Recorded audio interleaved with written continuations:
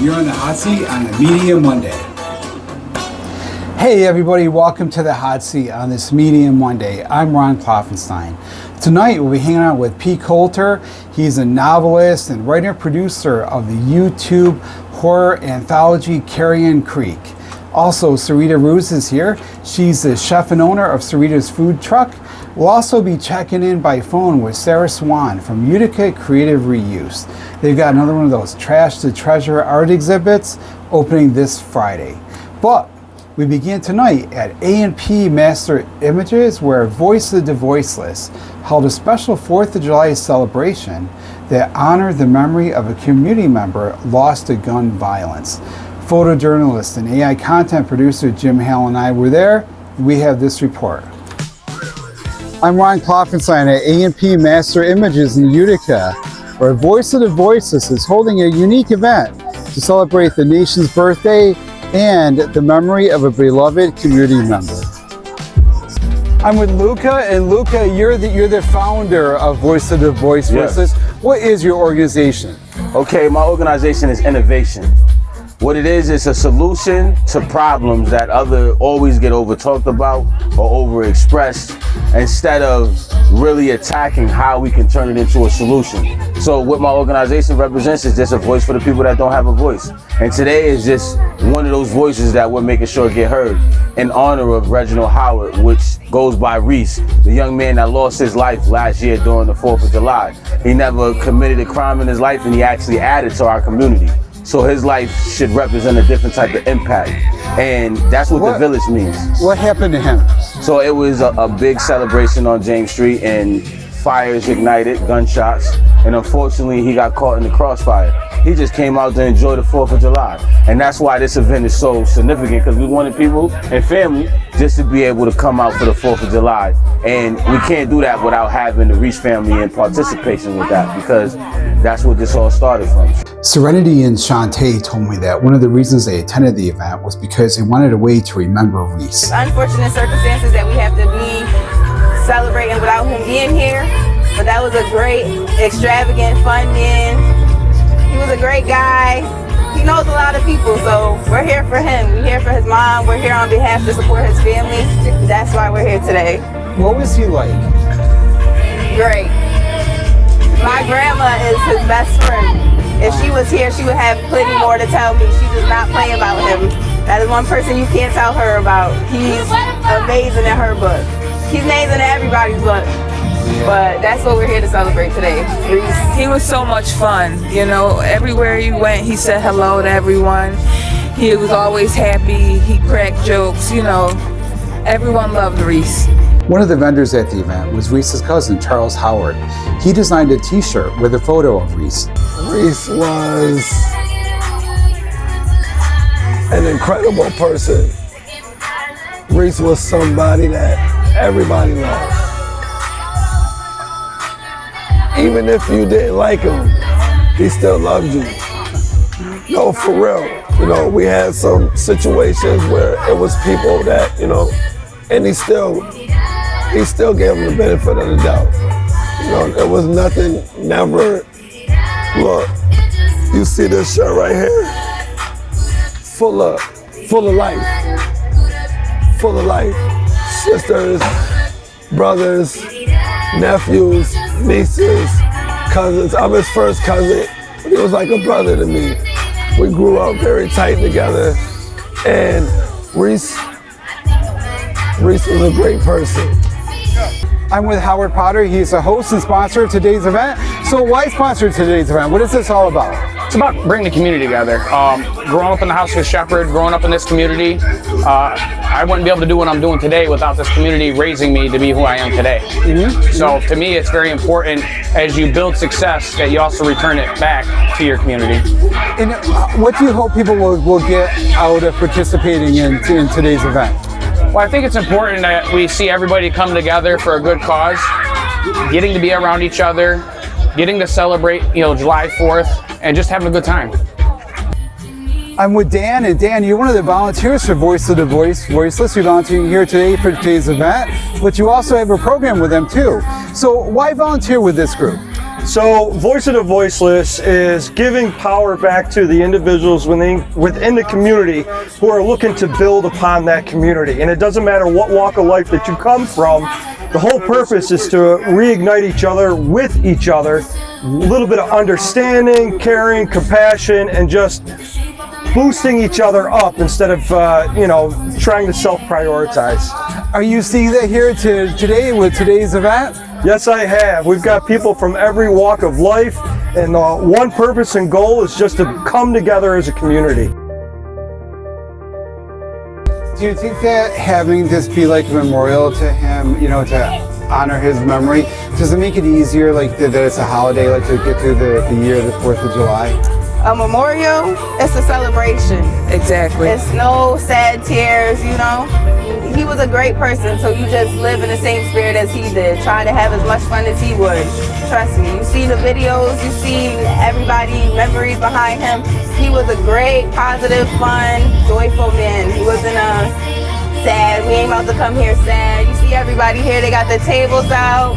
There's people here smiling, the kids is out having fun, and that's all that matters. The sun couldn't be here, but, it's still a good little joyful day out. Yeah. So you think you would have enjoyed this? Yes, he would. Yes. To see all the community coming together for him. Yeah. Participants said today's event was a great way to celebrate both the 250th birthday of the United States, but also to begin to heal from the loss of Reese Howard. At AMP Master Images in Utica, I'm Ron Klopfenstein for 95.5 FM, The Heat. We're going to have that story online tonight at 9 p.m. on my YouTube channel, Facebook page, TikTok, and Instagram. Also, 95.5 FM was one of the sponsors of that event, so we're going to have that story also on our website, uticaphoenix.net. Sarita Ruiz is the owner of Sarita's food truck, and if you watched my show, you saw her a few weeks ago when we did that story on the Puerto Rican cookout. She made me some food. I enjoyed it. She's here in the studio now. Sarita, welcome to the show. Thank you for having me. So, what is it that you express through food? Well, our whole tagline is taking food and culture, combining that to help spread diversity. Oh, I love that. So basically it was taking the traditional, Latin staple of the empanada and fusing that with familiar American flavors so that people would be more apt to try it, because sometimes their palates are specific and they don't want to stray away. Maybe they had never heard of it before because it's been a while. But they did know what buffalo chicken wing dip was. Yes, stuff right. like that. So it's like, okay, well, maybe they don't know what an empanada is. A lot of times they didn't even know how to say empanada. What is an empanada? It's a Spanish pastry stuffed with filling. Okay. So it can either be deep fried or baked. Depending on what region you're from, they have different fillings. Is it like a sandwich? We have one on the top, one on the bottom? No. Really? Oh my gosh. No, it is not a I sandwich. must be thinking of Taco No, Bell. it's not a sandwich. Am I thinking of Taco Bell? How Ron, I Taco Bell just makes sat those? down. Okay. I wanted to stay the entire time. Taco Bell. What is the thing where you have like two? I need sage. We have like two layers with stuff in between. That's a quesadilla. Okay. Quesadilla. Quesadilla. Okay. Quesadilla. Quesadilla. Not K. Yeah. Okay. All right. So that's a quesadilla. Oh my gosh. So now what is an empanada? I gotta go back a little bit here. It's like, here we go. We'll do the American version. It is like a supersized pierogi. And if you're going to say pierogi, you got to say it the right way. Okay. It's like a supersized pierogi, deep fried. Okay. Or a mini calzone, deep fried. So like anywhere, we all have our version of an empanada. Yes. Just basically something wrapped in bread, wrapped in dough, fried, warmed up by, oven, however you want to do it. Yeah. And then, So what do you put in yours? all different things. We've tried so many different empanadas over the years. Okay. But our beef and cheese That's is still that is still. I could have 12 different empanadas. Beef and cheese is going to outsell any one of them. And that's the one. That's always our staple. So that is always on our menu. And so when you gave me that, you gave me with sour cream, I think, right? Yeah. I forgot. Did I remember that part? The traditional American extra. A lot of people love their sour cream. I have a friend that orders an empanada That's with why her Americans sour are kinda cream big, instead you know. of It's like- yes, because everybody loves sour cream. But it's something that I guess it works. I don't like sour cream, but it's not about me. It's Right. about the customer. Yeah, So again, enticing them to try something new. Right. You know, still give them. You got to kind of ease them into it a little bit. Yeah, You know what yeah, I'm saying? So right. you can have your sour cream, but you're going to try something different. Try something different. You know, so- What are some other things that you've fused, that you've taken that was traditional Latin culture, Latino culture, that you're Puerto Rican, that you fused with American? As far as our offerings, Yeah. well, it's more so we took a different approach, like a different style. So we've got one that's called Puerto Rican for a Day. Uh-huh. And it's our version of the garbage plate, which I don't even like Okay. using that term, Right, garbage right. plate. But people it's love those, our though, version you of know? it. So we've taken things and made it our own. We even Yeah. do, we started doing loaded fries several years ago just to kind of zhuzh up the menu, do different things on there. Right. And then like we do quesadillas. I never did quesadillas before. The past, like we've done them for the past few years. Yeah. But in the beginning, I was very strict that I was just going to stick to Why my didn't empanadas. you? Oh, really? You just want We to have to diversify. You know, Oh, the yeah. times you have to diversify. No, why it. didn't you want to? I wanted to stick with just Puerto Just Rican food. That's okay. Mexican. So- I was trying to respect it. So- I was trying to be respectful. I'm like, I'm not Mexican. I'm So Puerto then Rican. I'm not quesadillas making really, quesadillas. Are quesadillas Puerto Rican or they're Mexican? They're traditionally Mexican. So that's why they're Taco Bell stuff. Oh my gosh. Well, no, I mean Taco Bell is. That's why they're technically- Taco Don Fernando. Right. Let's Okay. shout out some of the Mexican restaurants around here. I like the one, or what's the one, El Jarachos in Rome? Oh, yeah, that's yeah, what- he's a sweetheart. He's Well, I like so them like too. them. I'm trying to translate for people that may not, you know. No, see, that's the problem. Yeah, we can't yeah. make people more comfortable all the time. True, it's better They to just need to inform understand them. that there's different. Right. Exactly. We can't make it too easy for them. What's your favorite Puerto Rican food? Like if Oh you were going to gosh, make, I don't think I can pick like, what would be the perfect Puerto Rican meal? Do you? one that I don't cook. Okay. One that I don't Whatever have it to is, as long as cook. you don't have to do the work. One that I don't have to cook. Yeah. No, I mean, you know, probably honestly. Well, you must get tired of cooking after doing it professionally, I would think. Like, yeah, I don't want to cook. I was I go gonna home. I say, don't want to cook. You don't want to cook at home. No, right? I'll have bread and water. Yeah. I don't want to cook. But this year, actually, I will say at the beginning of this season, I did miss my food. I was like, Oh, really? I did, yeah. I had an empanada. I was like, oh, this is so good. Yeah. I'll yeah. be honest with you, I like to bake. Oh, okay. I like to bake. I know, fun fact. Now, is there a lot of baking in Puerto Rican cooking?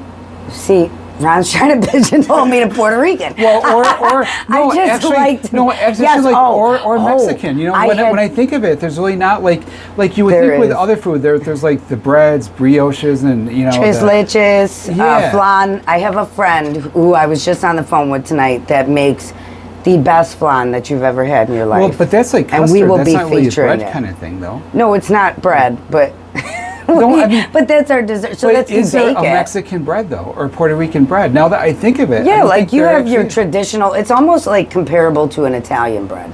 Oh, but okay. I don't make just it. like regular bread. Yeah, Regular I'm not. bread. I'm not making all that. it'd I'm not be making kinda- all right, that. right. I'll make the empanadas, and Yeah. I'm good. Okay. I'm not yeah. like so. I didn't grow up in the kitchen or something like that. I'm an entrepreneur. Oh, okay. So I'm not like somebody who went to culinary of arts school or had this vision to always want to own a food truck one day. So- I'm a businesswoman. So you just saw food as like a market that was fertile for what you could I do? saw the empanadas as a market. Oh, okay. Wow. So the story is that I was waitressing at a Dominican restaurant in Rome when they first opened up Sandra's restaurant across from Kikis.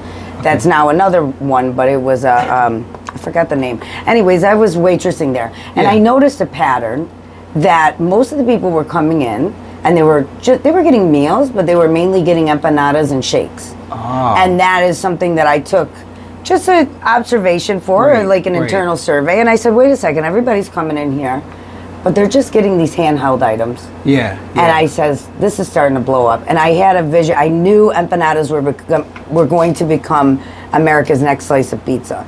Really? And I says, this is where it's at. Yeah, This is yeah. what's going to blow up. And How then long just, ago was that when you worked at the restaurant and just saw this trending? This was 2013. I started my business. I worked there in 2012. Yeah. So this was a while ago. And food trucks, they still didn't even really know what food trucks were. I was going to say, it wasn't like, now God, everybody painful. knows they're a huge thing, but back then it was It was painful in the beginning. It was a different world. I mean, I remember having a food truck rodeo in the Price Chopper parking lot in Rome, New York. And it was like pulling teeth to get people to understand what a food truck was. Yeah, they were like looking and they're like, what is this? And there was just, it was the same thing as you see now, but they still they couldn't grasp the concept. How did you know what a food truck was? Like, how were you exposed to them? Well, how I got started was myself and my friend Rachel Puma and Kyle Puma from Lifted. They owned a skateboarding shop in Rome. Shout out to them. I love them. They're great. And I was in school, my undergrad at SUNY Polytechnic, and on summer vacation, and I was hanging out at her skateboarding shop, and we said, what are we going to do this summer? And I'm pretty sure it was Rachel that was like, why don't we start a food truck? Wow. And I was like, what are you talking about? What do you mean start a food truck? I was like, wait a second. So we researched, and there was nothing online. There was no how to start a food truck for dummies or any of that. It was still very, very new. So we had found one landing page of a guy that was selling DVDs of how to start a food cart. And we couldn't afford the $200 DVDs. So we literally just studied the picture of this supersized hot dog cart on the page. And we called Jackie from the health department. Shout out to the Oneida Health Department, who are amazing. And I started bugging her every day. And we researched. We researched for like 3 months. Wow! And well, wrote you're gonna have business to tell plans. us a lot more about this. Yeah, how it this was came great. together and stuff. Our guest tonight is Sarita Ruiz. She's the owner of Sarita's Food Truck. Also tonight we'll be hanging with P. Colter, creator and producer of Carrion Creek, and we'll check in with Sarah Swan at the Utica Creative Reuse about this week's Trash to Treasure art exhibition. I'm Ron Klopfenstein. You're in the hot seat on a Media Monday. I'll have more after the break. On this Media Monday, I'm Ron Klopfenstein. We're joined today by Sarita Ruiz. Did I say that right? Ruiz? You did this time. Sometimes I'm bad with pronouncing. The first time. time I did not, and I knew that I did. I could feel I was doing it wrong, but I couldn't stop myself. It's okay. We're joined today by Sarita Ruiz, owner of Sarita's Food Truck, and also by Pete Colter. He's a novelist, and he's also the producer and creator of Carrion Creek. It's a cool retro 90s horror show I've been telling you about. But first, let's check in with Sarah Swan at Utica Creative Reuse. They've got an event coming up this weekend. Hey, Sarah, are you there? Hey, Ron. Yeah, thanks for having me. Oh, hey, so I love Utica Creative Reuse. We were there so many times and did so many stories on you guys, so creative. So what are you guys doing this weekend? So this weekend is the opening reception, Friday, July 10th from 6 to 8 p.m. It's the opening reception of our Trash to Treasure group exhibition of found object art. So on Friday, we're going to celebrate all the artists that participated in our annual Trash to Treasure art challenge by creating artwork out of found objects and cleaning up litter in their communities while they were doing that. Oh, I love that. This project is made possible by the individuals who support Utica Creative Reuse and with funds from the Statewide Community Regrants Program, a regrant program of the New York State Council on the Arts, support of the Office of the Governor and the New York State Legislature, and it's administered by CNY Arts, so they helped fund it. Our individual donors helped fund it, and we are getting that funding back out into the community by supporting local artists to make this amazing artwork out of objects that they just find out and about while they're cleaning up their communities, making them safer and cleaner. We start in April with a community cleanup during Earth Week, and people do their own community cleanups or solo cleanups throughout the months leading up to the exhibition. And we've had people picking up trash and litter from Long Island to Remsen, Syracuse, to all over Utica. Wow. And the goal of the art challenge is really to just encourage community members to use art to raise awareness about how these individual and collective actions can impact our communities and the environment. So can you describe for us some of the interesting pieces people can come down and see? which can range anywhere from pieces of metal, ceramics, broken pottery, glass, all kinds of really interesting things. We also have a really cool piece of artwork that someone made using a satellite dish that they found. Oh, wow. I got to see that. Tape, scrap from like tape, reflective tape used to make signs. Oh my gosh, that sounds cool. And just some really interesting sculptural collages. We'll have a mobile made out of some different found objects. Oh, I like old mobiles. plastic spoons and forks and stuff found in the parking lots of restaurants around Utica. Uh-huh. So just some very interesting, no two pieces are alike. So this is going to be this Friday coming up, and it's from 6 to 8 p.m. You said, right? Yeah, that's the reception. The exhibit will be on view until August 8th here at Utica Creative Reuse. Oh, great. We are located at 734 Columbia Street. 734 Columbia Street. And we're open Wednesday through Saturday. So anytime we're open, you can come on down and see the exhibition. Oh, great. Well, it sounds good. So this Friday, 6 to 8 at Utica Creative Reuse. And one more time, where are you located? At 734 Columbia Street in Utica, right around the corner from Fair Street, right across the street from the Polish Community Club, right in the same neighborhood as Sculpture Space. So got our little art district over here. Oh, great. And I really love the way you guys make art so accessible. You know, it's like, we went to the one last year, and even though it was like an art opening, like it wasn't overly fancy, it was just like nice and laid back, and you know, it's really great that like to also that there's like a message behind the art too. Yeah, that's part of our mission, is to Utica Creative Reuse is a nonprofit organization. We're dedicated to diverting usable materials from the landfill and also advancing access to arts education in Central New York. So in addition to this, art exhibition and the art challenge that we're doing to promote reuse and thinking about how we can reuse instead of throwing away, we also run the second-hand arts and crafts supplies. Yeah, you have a whole store there with like anything people could ever possibly want. And events that are focused on reuse and repair and creativity and stuff. So that is really our goal, is to make it as accessible as possible. What's a good place to find information about you guys online? You can go to our website. It's uticacreativereuse.org. Okay. We're also on Instagram and Facebook, TikTok, social media. Oh, great. Well, thanks, Sarah. We'll have to stop down and see some of this cool art. Thanks for your call. Yeah, thanks so much for having me. Y'all have a great night. You too. So, Sarita Ruiz is the owner of Sarita's Food Truck, and if you watched my show, you saw her a few weeks ago in our story on the Puerto Rican cookout. She's here in the studio. We're also joined by Pete Colter, who's an author. He was just at the 4th of July last night. People were asking for his autograph, famous author here. He's also the creator and producer of Carrion Creek. And I have an NDA. He said I could talk about this now, but I'm going to ask you, Pete, what's the latest on Carrion Creek? Carrion Creek is the Kickstarter launches tomorrow. We've got a great DP, a great AP, and a great producer attached. Award-winning director in Patrick Hale attached. 22 episodes, fully done, fully written, and then we're filming in August. Oh my gosh! So now, what is the show like? It's a 90s type of retro horror anthology. We wanted to go back to the 22 episode kind of layout. And really like the have old days, nostalgia. I love that. Back when the 3 networks had 22 shows, starting in the fall. And that's kind of the focus, And I think we're kind of getting a little, sick of the 8 episode, one story. And then once we started writing it and reached out to some people, we actually understood that they're actually looking for that because they're kind of sick of it too. So we got together and we finished the whole entire season in 5 weeks. Wow. And now we're ready to start filming. So, that's the thing is like, whenever you find a new show, like you start to like the show, you get used to the show.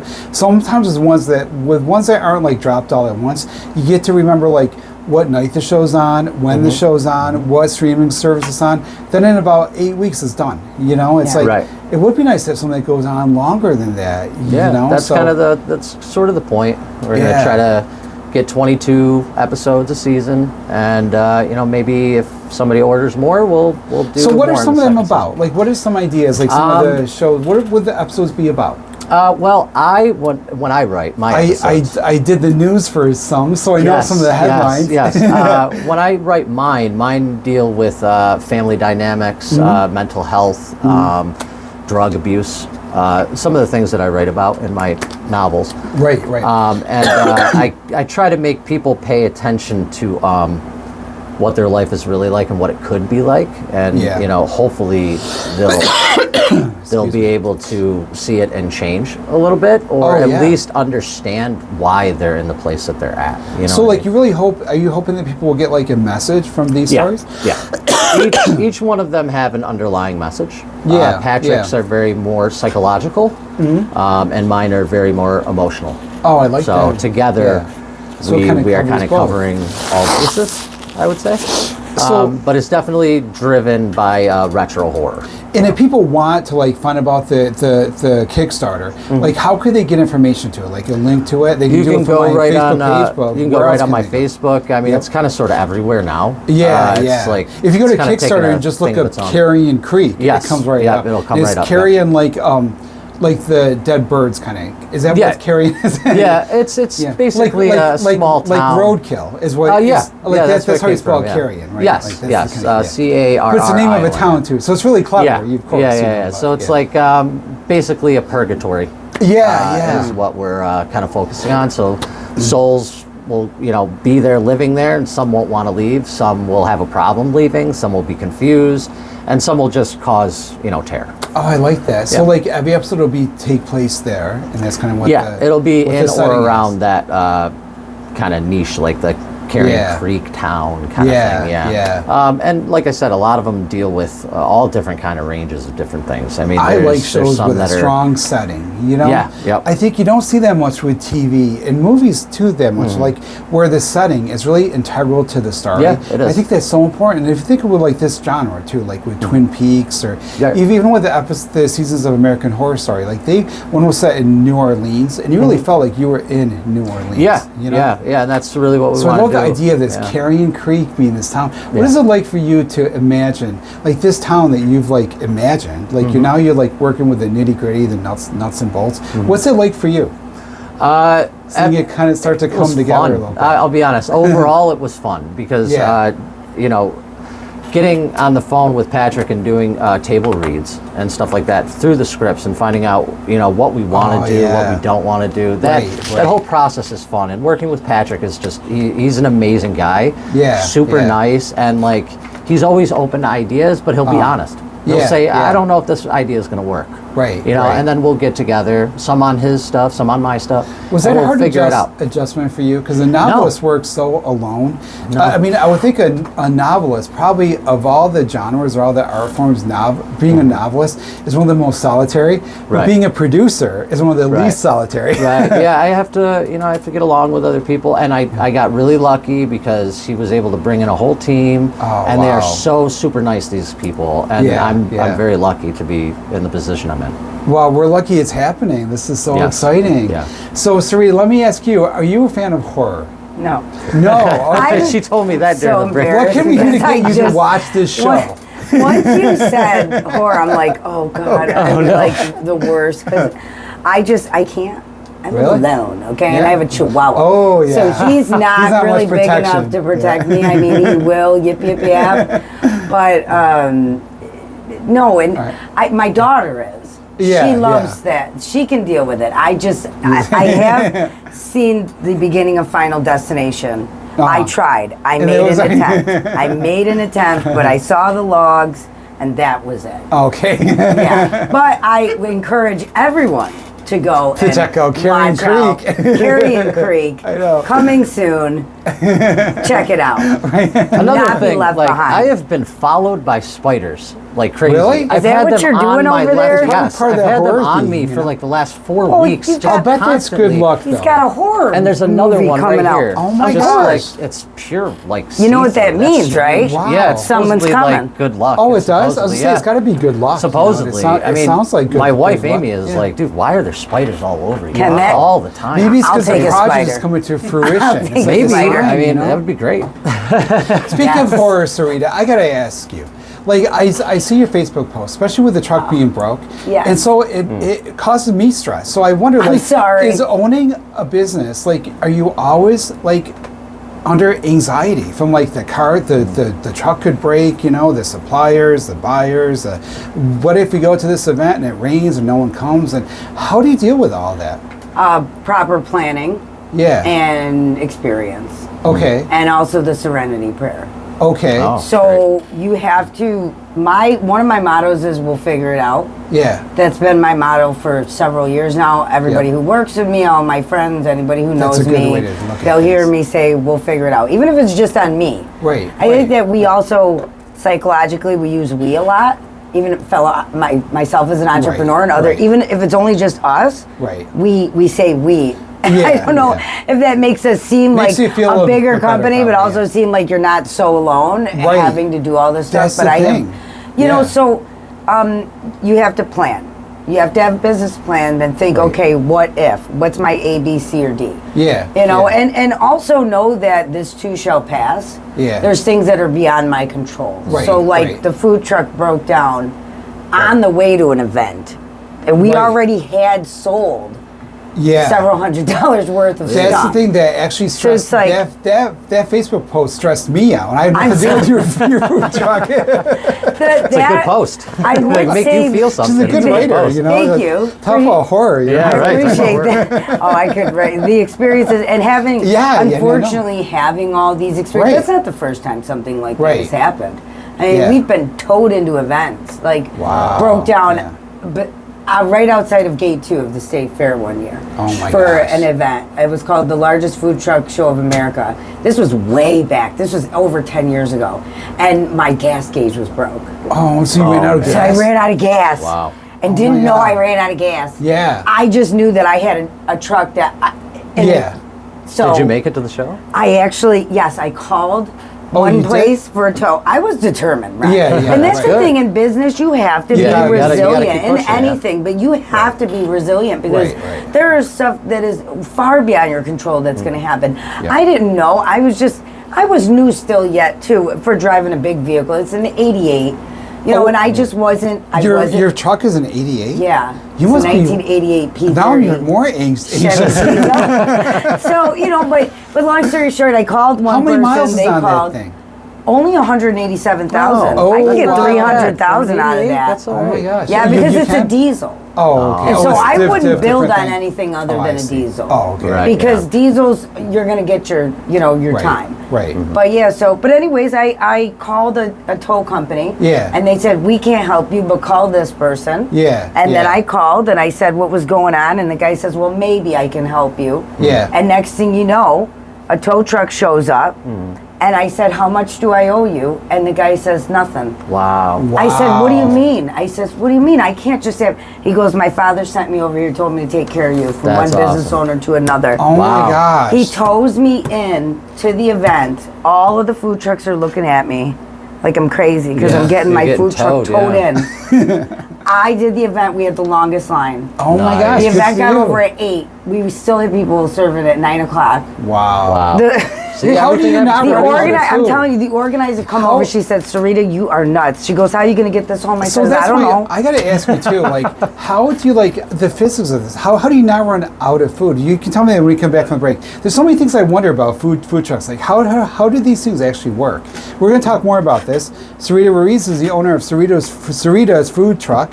And of course, P. Colter is here from Carrion Creek.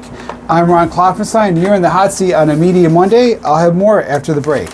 Hey everyone, welcome back to the hot seat on this Media Monday. I'm Ron Klopfenstein. I'm here with P. Colter and Sarita Ruiz. So before we left, I forgot we were talking about actually. We were talking about music, I think. Talking about your head gasket. Oh my God, there's someone with your vehicle. Yeah, it makes me so stressed out. Okay. So how do you deal with so what happens, you're on your way to the event, your truck is packed with food. Yeah. And it breaks down. Breaks down. So what do? You take a deep breath and you figure it out.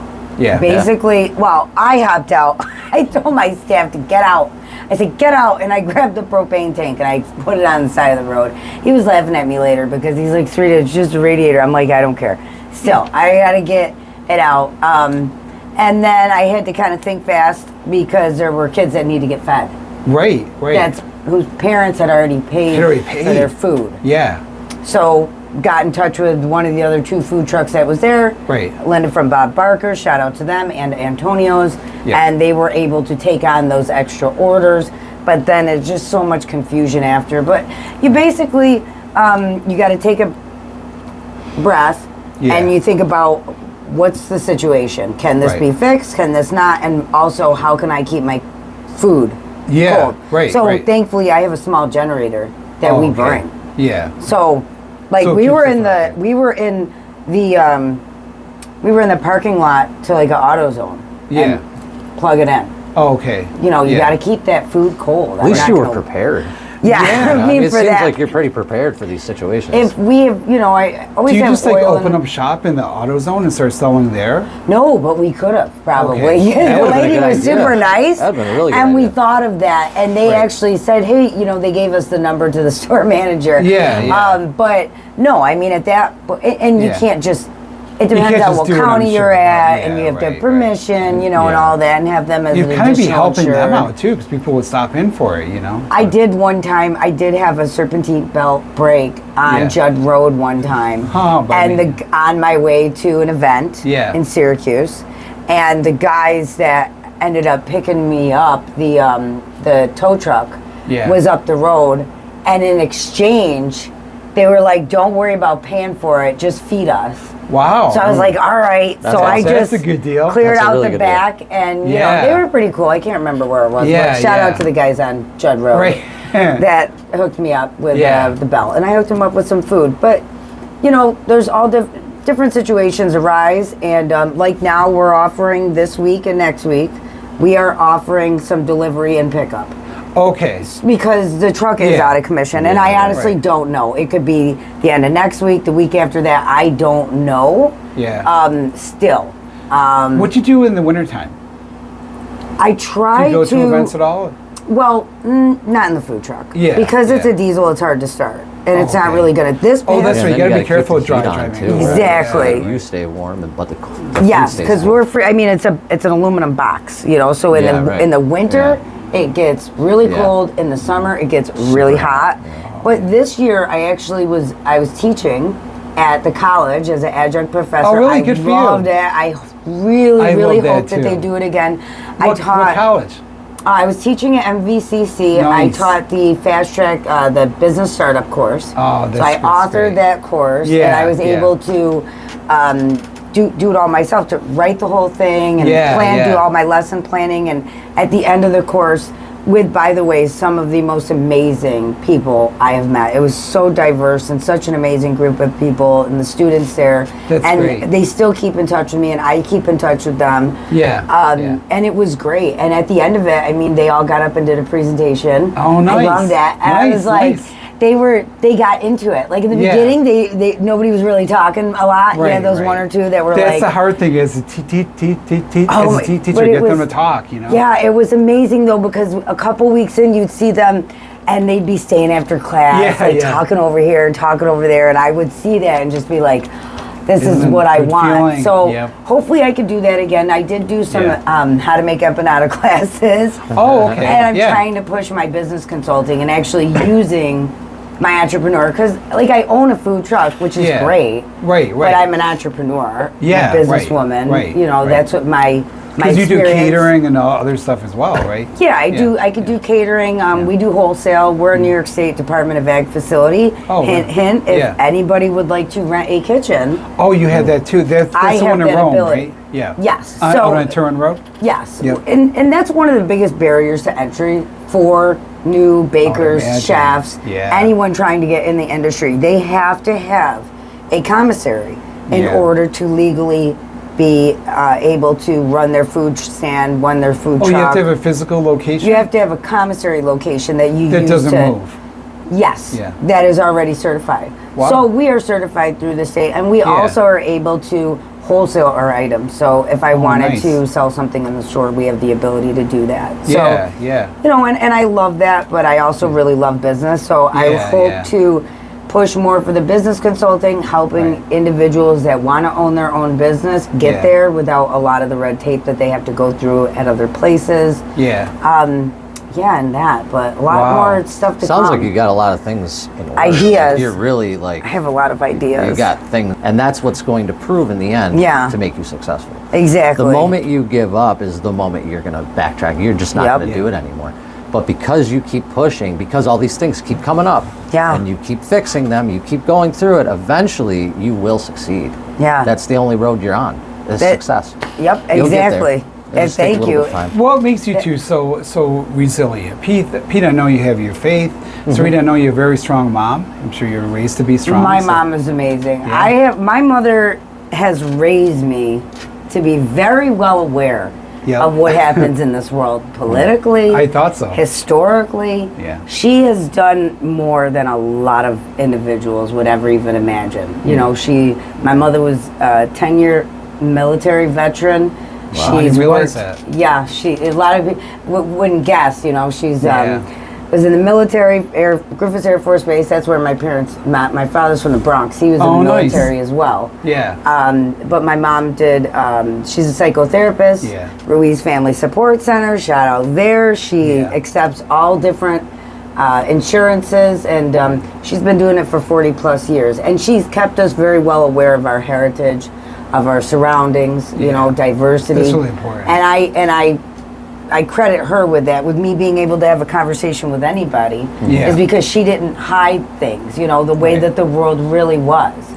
You know, Rodney King time, I was watching the TV. I was very young, but I saw it. I became very well aware of how the world is, and, you know, so my mother has definitely done that for me. Even just saying Rodney King gets me upset. Like, I can't. Yeah, I know. It's ridiculous. How old were you guys? You guys must have been pretty young. I was you're younger than me. I don't even know.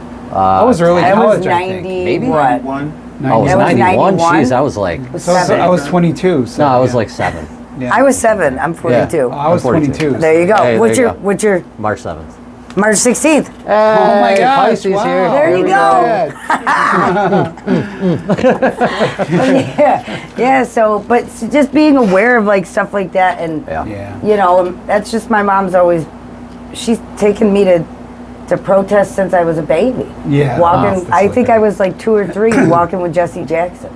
Wow. You know, so she's... Wow. So that's where I get it from. That's where you get it from. A lot of people are like, Sarita just says that. It's a lot of parents aren't like that. I had my daughter the same thing. She's not as, I guess, outspoken about it as I am, but she's getting more, you know, she doesn't fake the funk. She doesn't fake the funk. She's a realist, and I think she's finding her voice a little bit more. But that's how I raised her, and that's how my mother raised me, and...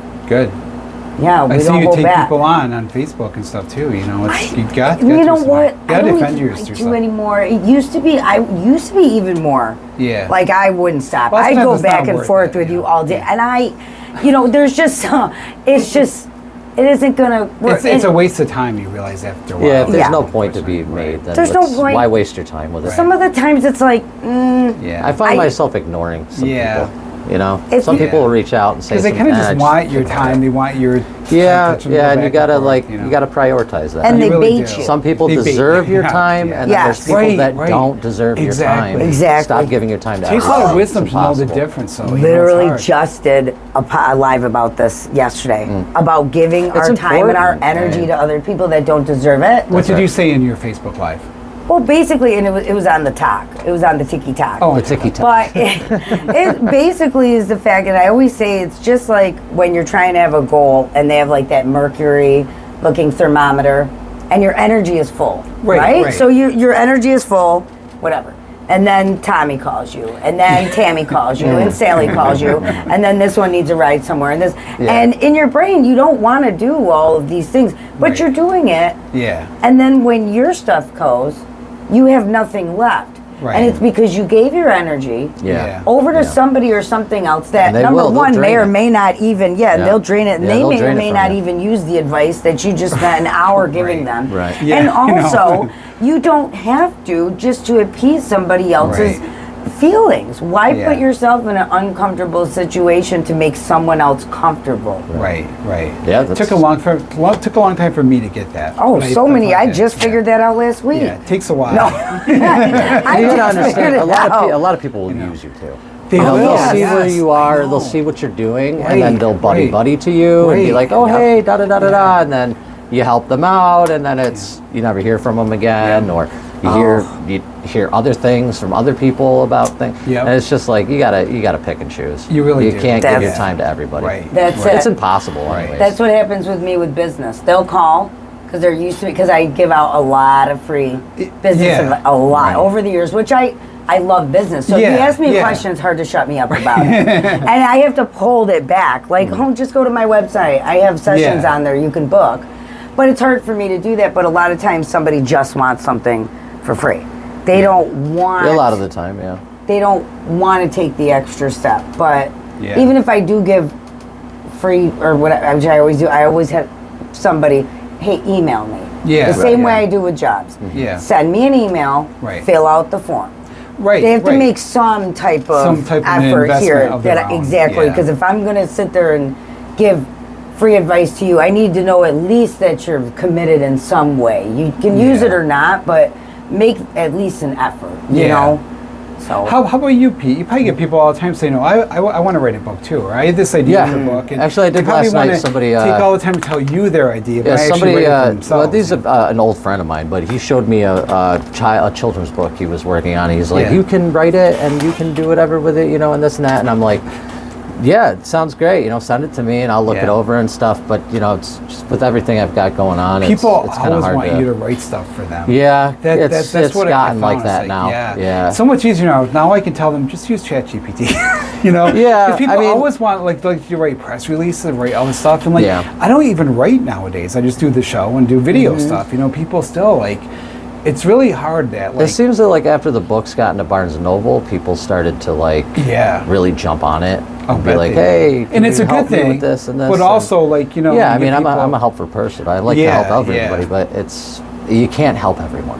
That's Right. impossible. that's what I was How do you about. keep your Can't. boundaries up? Like Pete, you're in this field with media, with production, Yeah. where it's really brutal to people's ego. Like you know, it can be. It's It can really be, tough yeah. field. And Sarita, you're in business. That can be brutal to people's Yeah. egos too. Like, how do you guys Yeah. keep yourselves together dealing with your industries? Me personally, I just try to like separate myself from negativity. If it's negative at all, I'll turn my back to it. Yeah. And just walk down the positive path. That's kind of what I try and do Yeah. too. How about you? As far as my ego or Or their ego? whatever. Well, no, I don't mean ego like in a bad She's way. ready. I just mean like we're all people. We all do stuff like this. Like Pete, you do something similar to like what I do, where we put ourselves out there in media. You put yourselves out there in business with your Yeah. food, and you get beaten up on a lot for that. So like, what is your advice? How do you stay strong in the face of that, and stay optimistic and stay positive? I and just move focus. forward? That's for me. I just focused on the task at hand. I want to make a TV show. I'm going to make a TV show. That's it. So like the next thing you got to do. Yep. Yeah. That's it. Yep. Get to that point, and you're good. Nose to the grindstone. Yeah, right? that's it. Eye on the prize. Yeah. That's Yeah. what I always say, keep your eye on the prize. I mean, I'm a Latina living in upstate New York. My name is Sarita Ruiz. You're gonna know I'm Right. You're gonna be this targeted. It's not new. Yeah, Right. yeah. You Just- know what I'm just saying? like I we am all too, have our. and it's hard. Yeah, you know, we all have our own, stereotypes that we have to fight or whatever, Right, or right. judgments that people have. So, in business, yes, it comes with a lot also, especially, and that's a whole other subject that I love is just studying women in business and Latinas in business, because like I said, everybody has their own set of challenges, I Right. would say, that they Yep. have to deal with. What are yours as a Latina in business? In upstate We're New continuously York. undermined. I mean, How? well, they've done studies on it. I would say if I put in a job application and my application is the same as your application, Yeah. and your name is Ron Right, and you have Clough, a very- and my name is Sarita Ruiz, Right. we can have the same exact, Yeah. you know what I'm saying? Right, I'm already going to get discounted. Right, I may or right. may not get a phone call. Right. So it starts before you even It step does. in the door. Right. There's so many different things. What about for you owning a food truck? Like, what do you? As a female in the industry in the beginning, What's that was harder? very tough. Yeah. I mean, they can go to my TikTok. They can just watch the video of last year at one of my events, and I said hello to a guy, and I says, "Hi, what do you got on your menu?" And he says, "More than you." There's that ego. Wow. Oh yeah, you could go Who see cares? it. It's on my You it's have on more my TikTok. items, but they might be crap. Yeah. Dude, he was, and it was like Jeez. a smack. It was like, Yeah. okay. Do you think that's because you're a female or Latino, or is it just how the business is? Like how chefs, Probably all of it. All of it, because It's a I'm lot of not going to sit sexist, here and racist sugarcoat people. it. Yeah, that's it. World's full of I mean, Yeah. you know, I won't sugarcoat it. Right, I mean, the right. same thing. And then when I was at the club last year on East Yeah. Dominic Street, and that was live. Yeah. Actually, interestingly enough, TikTok I Live? was Facebook Live Yeah. when that incident happened. And what happened though? I was set up next to the Tokelana Club. Yeah. At my friend's Harry, he owns the Sunoco there, and I had a really bad setup that day. I did an event, and I think I made like $140. Wow. Yeah. And it was really bad. Yeah. And a bunch of people said, Sarita, why don't you go over down near the bocce tournament? Yeah, Because right. you know how they say, Makes sense. oh, yeah. this is huge for the community, and it's Right. going to bring so much money into the economy over here. So I go, and I says, you know what, let me just for giggles, let me Yeah. see. And I go in there, and I ask the owner. He says, oh, of course, Sarita, set up right here. I said, really? He goes, I'm not even going to charge you. Wow. I said, oh, thank you so much, so much. I set up on the side and behind, Yeah. and next thing you know, I had the president and the vice president and whoever else on the board coming to ask me and interrogate me about why was I there, Wow. who am I, where am I from, my who gosh. put me up to this. And you're from Rome too. born and raised. My family's crazy. been in Rome before, Wow. and tells me it's not a good look. Oh my gosh. Yeah. So you do have a lot of that. Oh, it's So you do face yeah. a lot. Geez. So now, how can people find your food truck or find more information about your food truck, where you're going to be? Yeah, they could just go to www.saritasfoodtruck.com, SARITAS, and then foodtruck.com. They can check out the Facebook is probably one of the easiest because I'll always put up the links and locations. And like I said, this week we will be doing pickups up at 8605 Turn Road in Rome, New York, at our main location, and deliveries. What's your name on TikTok? Mine is Sarita. Sarita, okay. And they should go to my Easy Saritas because I want to try to amp up that TikTok and put some behind the scenes. Thank you. I'm taking Pete and his. So Pete, now where can people find more information about the show, about you, about you have TikTok too? Carrion Creek Kickstarter starts tomorrow, so everybody go on there. Exciting, please. yes. Oh, you're doing a Kickstarter. Kickstarter? Yeah. Yes. Yeah. Where we're is gonna it? start It's on Kickstarter. What do we need? Kickstarter, yeah. All need? you need to know is Carrion Creek, CARRION. Just look up Carrion Creek, yeah. Look it up, go check it out. We gamified it, so when It's you really when you cool. pick something, it goes for the episode, and Yep. that's what we picked to shoot. Oh, wow. How much? And then find me on Facebook and all that. Yes. What's your goal? 10,000. Oh, and how long has it been up? Or It has Starts started. tomorrow. Starts The tomorrow. premiere is tomorrow. I'm so excited for you. I know. I did a Kickstarter. I was the first one here to do a Kickstarter. I did not get it, by Really? the way. Oh. But then we because ran was it too again, and new, I you did know. get it. Yeah. It was because it was too new. People didn't know what it was. No, and they Yeah. said I was a scumbag for asking for money. Oh my gosh. Yeah, it was so Well, I think bad. people but I'm nowadays so know all this happy. stuff. Yeah, Yes, yeah. I'm so happy that Kickstarter is more well known now. Yeah. And I'm happy that people Hopefully could it'll work actually out use for you. it. Well, I'm happy Yes. you guys are all more well known now too. We got to get going for Jay Easy. He's up next. Our audio engineer is Jay Easy, DJ Jay Easy. He's up next with the Easy Ride Home. Jim Hale records the show for YouTube and podcast. He's our photojournalist and AI content producer.